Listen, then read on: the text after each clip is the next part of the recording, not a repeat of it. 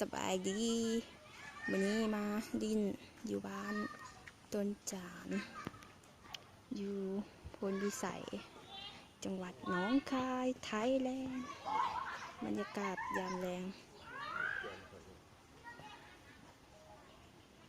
กล้องมันบุแจงว่ะบ้านต้นจาน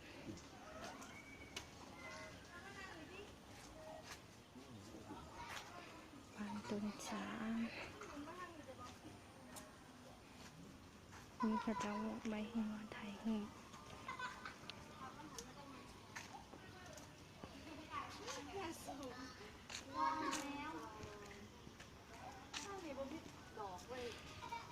คนมาเที่ยวหลายอยู่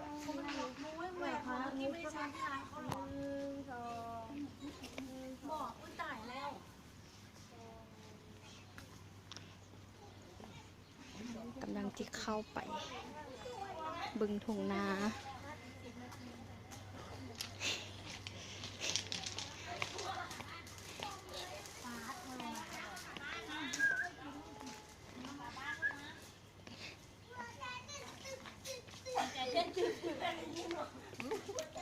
บรรยากาศ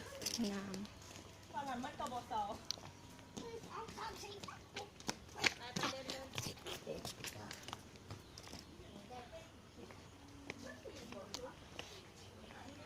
วันที่เขาเจ้ามาถ่ายรูปอยู่ตรงนี้จุดตรงนี้เก็บส่วนไป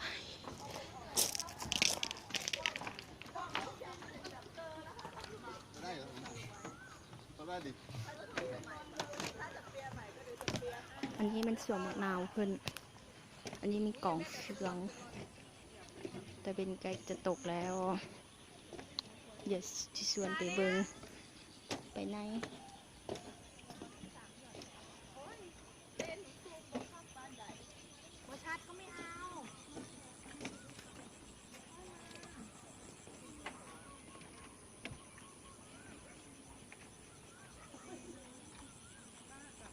บรรยากาศตามทุ่งนา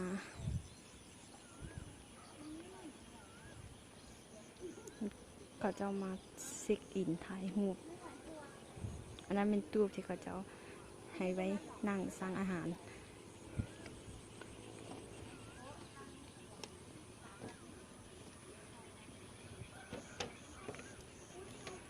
บ้านต้นจ่ามันมีหุ่นไร้กานำ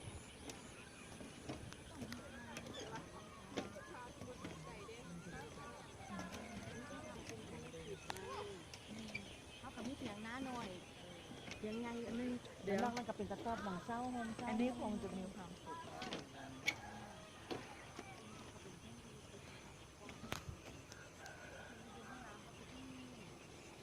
นี่ที่เขาเจ้ามักไปถ่ายรูปหน้าออมแอมที่หน่อย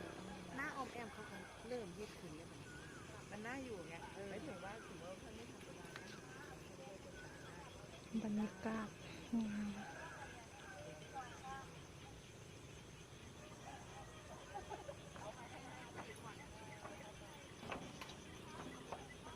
แล้วเขาก็ทำเป็นนาแบบรังกว้างนกอันนี้เหรอรังนกใช่หางนกนี่เนาะเอิ้นว่าหางนกอยู่บ้านเฮาเอิ้นหางนก